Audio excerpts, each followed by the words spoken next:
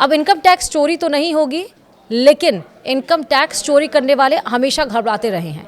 लेकिन एक उनके लिए इस बजट में बड़ी खुशखबरी आई है कि इनकम टैक्स चोरी होने पर अब उन्हें जेल नहीं होगी। सरकार ने ये बड़ा ऐलान किया है, लेकिन अब क्या होगा मैं आपको वीडियो में बताऊंगी। नमस्कार, आप देख रहे हैं न्यूज़ 18 का डिजिटल प्लेटफॉर्म। मैं हूं आपके साथ श्रुति श्रीवास्तव।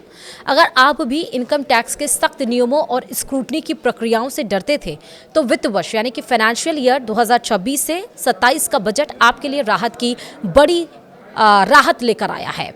वित्त मंत्री निर्मला सीतारमण ने संसद में बजट पेश करते हुए साफ कर दिया है कि सरकार अब टैक्स पेयर्स पर भरोसा जताने की नीति पर काम कर रही है। सबसे बड़ी घोषणा यह है कि अब इनकम टैक्स छिपाने पर जेल की हवा नहीं खानी पड़ेगी। इसके अलावा विदेश यात्रा से लेकर प्रॉपर्टी खरीदने तक के नियमों में आम आदमी की जेब और सहूलियत का पूरा ख्याल रखा गया है।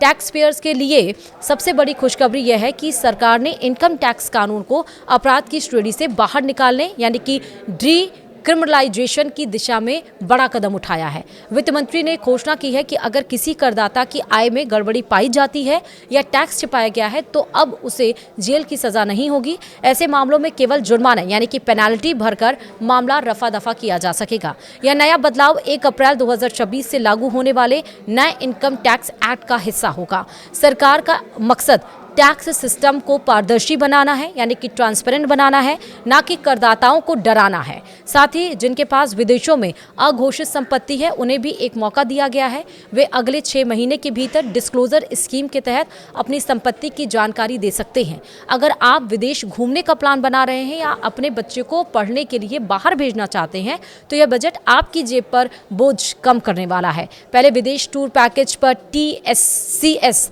की दरें काफ़ी ऊंची थी, जो 5% से लेकर 20% तक होती थी और इससे बजट बिगड़ जाता था। लेकिन अब सरकार ने इसे घटाकर मात्र 2% 2% कर दिया है। चाहे वो शिक्षा हो, यानी कि चाहे वो एजुकेशन हो, स्वास्थ्य हो, हेल्थ हो या फिर विदेश यात्रा का पैकेज, अब आपको केवल 2% TCS देना होगा। अक्सर ऐसा होता है कि रिटर्न भरते समय कोई जानकारी छूट जाती है।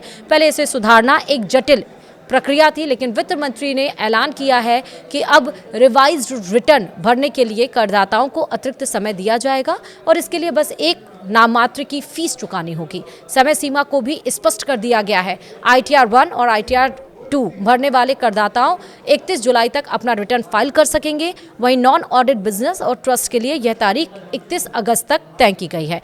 इसके अलावा छोटे करदाताओं के लिए TDS सर्टिफिकेट हासिल करने की प्रक्रिया अब पूरी तरह से ऑटोमेटिक हो जाएगी।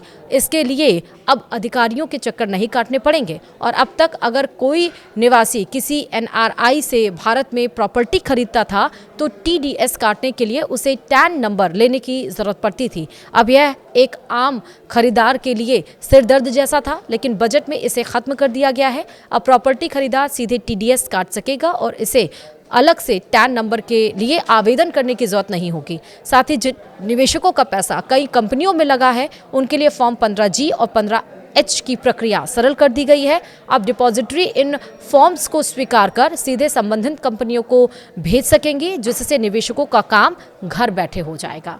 तो बजट में ये सारी सहूलियतें दी गई हैं। फिलहाल वीडियो में इतना ही। नमस्कार।